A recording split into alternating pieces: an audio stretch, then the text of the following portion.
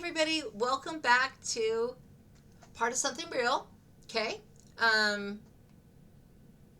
little further on in the day, still wearing a red sweater. Um, just another video. So I want to share something incredible with you guys. And some of these messages are heavy, you know? I'm like, dang, oh gosh, I got some toothpaste on me, I think. Um, but some of them are heavy, and I love to be positive, so I'm going to try to fit some positivity in here too. But let me tell you what I consider to be a miracle. A couple mornings ago, what I saw in the spirit realm was the name Rudyard Kipling. Then I saw a black old cabin. What? Okay.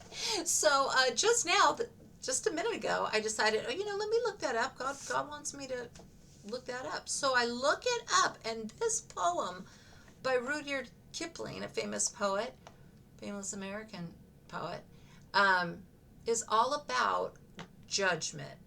It's all about God confronting with receipts a lineage of sins, of crimes that a person has done. And this person is acknowledging God Most High.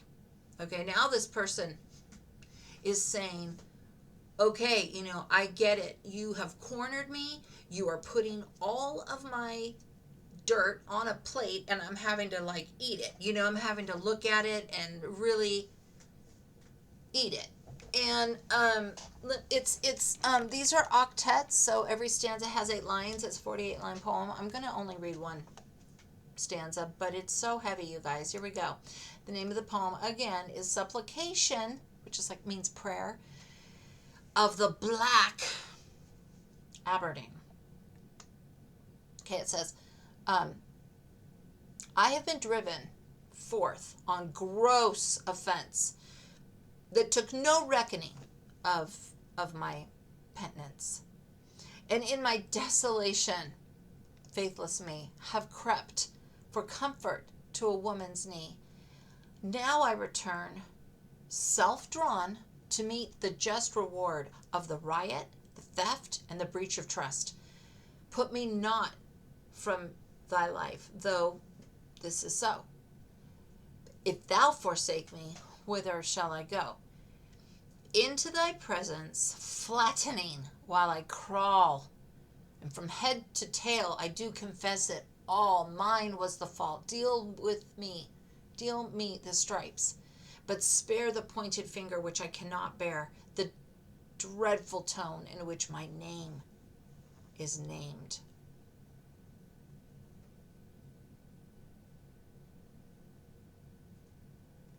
So that's just one stanza and a couple lines. So the guilt is so heavy on them that it's flattening them as they crawl into the presence of God.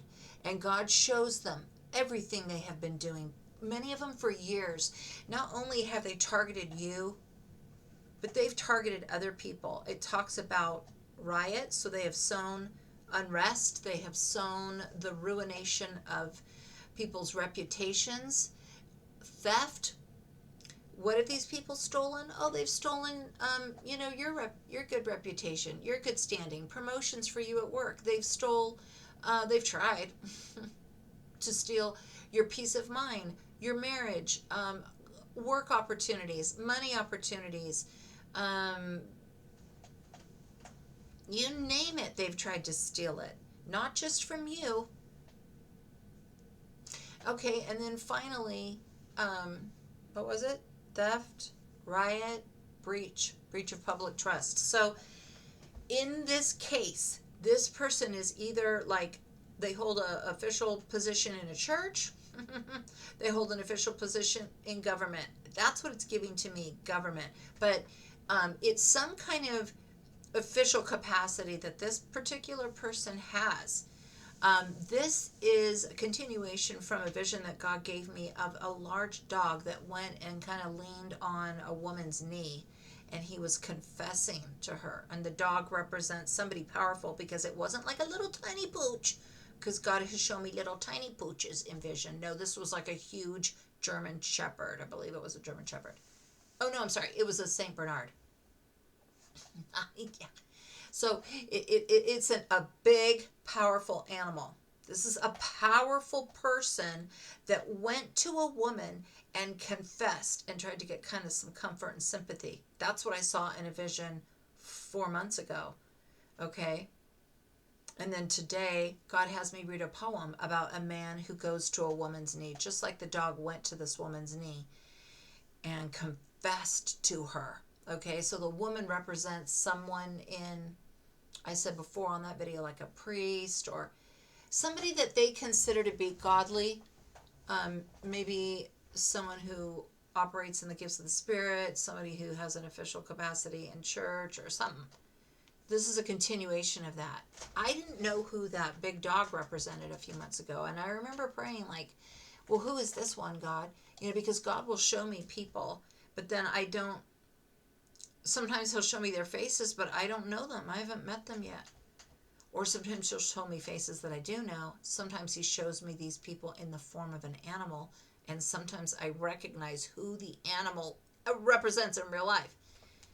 But when he showed me this big, huge dog, I did not really recognize who that was. Okay, so it's coming up again. But these people who have done you and others so wrong, these are wicked people. They've acted wickedly. Justice is here, guys. God's doing it. Because you might think, well, how come these people aren't going to get fired? How come these people aren't going to get exposed at church and get kicked out? And, what's going to happen to these people who just go around and like ruin people's lives?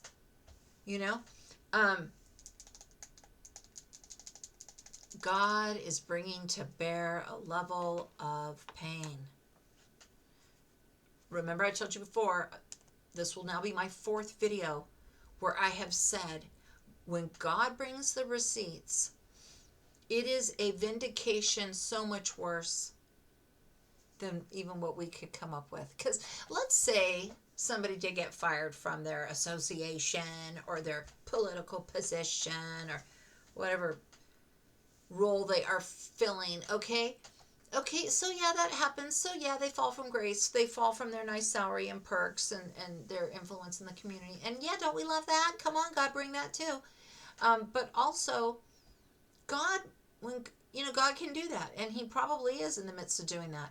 But he also does so much more. Like the weight on this person, this comes with other consequences, like to get them to that place where they are flat out crawling to God. Sometimes what happens is God takes their child, just like he took King David's little baby, took him, because King David had acted pure wickedly. And King David was a believer, but he acted in utter wickedness. Okay, by raping a woman who was married to his brother, one of his mighty men, an insider. Yeah, that's what King David did. And God was like, really? And then he had that buddy killed. Then he tried to cover it up. You can't get more wicked. And God took his little baby. God took his son. So God does that. And he will do things like that. And I talked about it the other day. I know somebody whose child was taken. I know somebody else whose nephew, their favorite nephew, was taken at 26. And this person was like in their 50s.